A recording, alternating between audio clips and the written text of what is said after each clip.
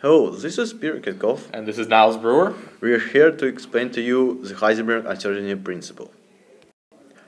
We are going to start off by explaining what the Heisenberg uncertainty principle is. This principle, first articulated in 1927 by Werner Heisenberg, was derived from the Schrödinger uncertainty relation. In general terms, the Heisenberg uncertainty principle states that the more precisely you can know the position of an electron, the less precisely you know the velocity of that electron, and vice versa. One common misconception about this principle is that it is caused by the observer effect. This is a phenomenon where some events occur because they are observed. The most famous example of this phenomenon is Schrödinger's cat. In this thought experiment, a cat is placed in a box with a sample of radioactive material. If the radioactive material decays, it is recorded by Geiger counter, which then causes a mechanism to kill the cat. If the radioactive material does not decay, on the other hand, the cat lives. Schrödinger hypothesized that until the box is opened, the cat is neither living nor dead, but in superposition where it is simultaneously living and dead. It is only when the box is opened and the system asserts that the radioactive material is forced to either decay or not decay, either killing or not killing the cat. This phenomenon, however, is not the Heisenberg uncertainty principle. This refers to the effect of observation upon quantum mechanics, while the uncertainty principle describes a basic quantum phenomenon. While the Heisenberg uncertainty principle works in theory due to mathematics, the physical explanation hinges upon the de Broglie hypothesis. This theory postulates that all matter, even particles, have wave-like characteristics, such as wavelengths and frequency. Using the de Broglie equation, the greater a particle mass, the less it behaves like a wave, while the smaller the particle, the more it acts like a wave. Electrons have very small masses and so exhibit wave-like properties very consistently.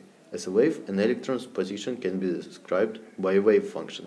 The variable quantity that describes the wave of the particle, the wave function of an electron, is the probability amplitude, and its modulus square gives the probability density of finding an electron in a certain position in space.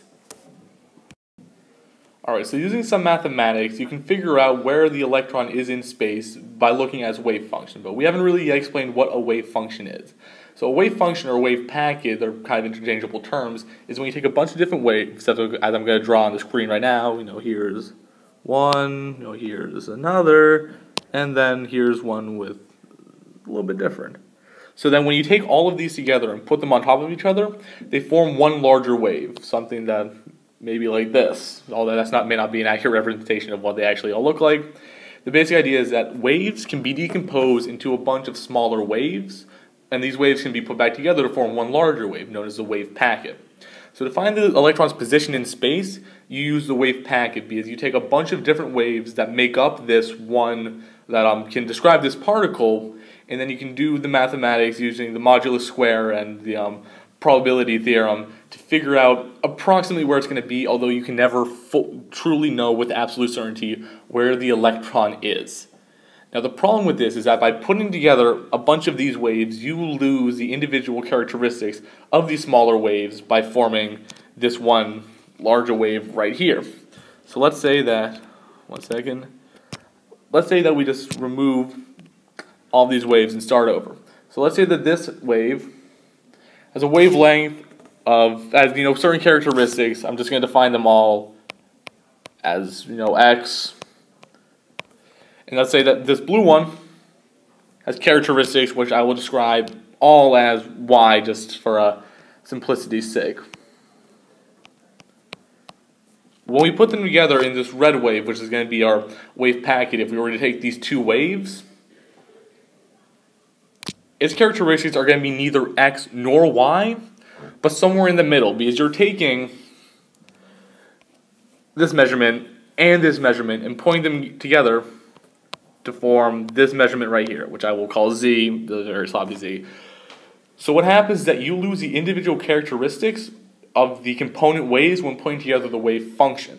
So when you're putting together this wave packet, which lets you know where the wave is in space, or approximately where the wave is in space, you lose, your x's and your y's, which you can then use after a number of equations to figure out the velocity, which means the speed and the direction of the particle. So if you were only to have one wave, let's say that we just had wave that has measurement x, we could know more precisely how fast it was going based upon things such as wavelength, frequency, and amplitude. The problem is that as just one component wave of this larger wave packet, you're not going to know very precisely the location of this particle in space, although you know where it is. Now, this is the main problem that comes up with the Heisenberg uncertainty principle, and why it's so uncertain. It's because as you increase the number of waves, which allows you to form a more complete wave packet, which allows you to more precisely center in on the location of the particle in space, the problem is that as you add more of these waves, it becomes less and less characteristic of the individual waves making it up and more of the wave packet. So more waves means you know better its location, but more waves also means that you know less well the actual velocity, the speed and direction of the particle. Well, the fewer waves you have, the more precisely you know the speed, but your wave packet isn't very complete and therefore isn't going to tell you very precisely where the particle is in space. Alright, my name is Niles. And I'm Peter. Thank you so much for watching.